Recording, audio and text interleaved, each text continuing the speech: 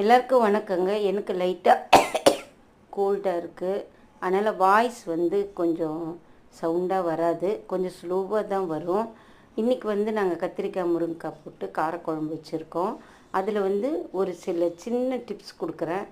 ஒரு சின்ன துண்டு தேங்காய் பத்தை, அதுக்கப்புறம் வந்து ஒரு 5-6 மிளகு, 2 பிஞ்சு தனியா, 2 பிஞ்சு வெந்தயம் வறுத்து பொடி பண்ணி குழம்பு இறக்குறீங்க இல்லைங்களா, அதுக்கு 1 நிமிஷம் முன்னாடி போட்டு 1 நிமிஷம் கொதிக்கிட்டோன்னு இறக்குங்க. இறக்கி அப்படியே மூடி வச்சுருங்க. 1 மணி நேரம் கழித்து அந்த குழம்பு ஊற்றி சாப்பிட்டு பாருங்கள், ரொம்ப சூப்பராக இருக்கும். அதுக்கப்புறம் சவுச்சவு கூட்டு வச்சோங்க. இன்றைக்கி தக்காளி ரசம் வச்சோம். வாரத்தில் 2 நாள் கஷாயம் கண்டிப்பாக வச்சிடும். ஏன்னா எங்கள் வீட்டில் எல்லாருக்குமே வந்து கோல்டாக இருக்குது. அதனால் நாங்கள் வந்து மாத்திரை அதிகமாக சாப்பிட்டா ரொம்ப சூடாகிடுது. அதனால் மாத்திரை கொஞ்சம் எடுத்துக்கிட்டு கொஞ்சம் வந்து இந்த மாதிரி கஷாயம் யூஸ் பண்ணிக்கிறோங்க. நீங்களும் வந்து கஷாயம் வந்து கோல்டாக இருக்க டைமில் பசங்களுக்கு கொடுங்க. ரசம் வச்சு கொடுங்க, நல்லா மிளகு போட்டு ரசம் வச்சு கொடுங்க.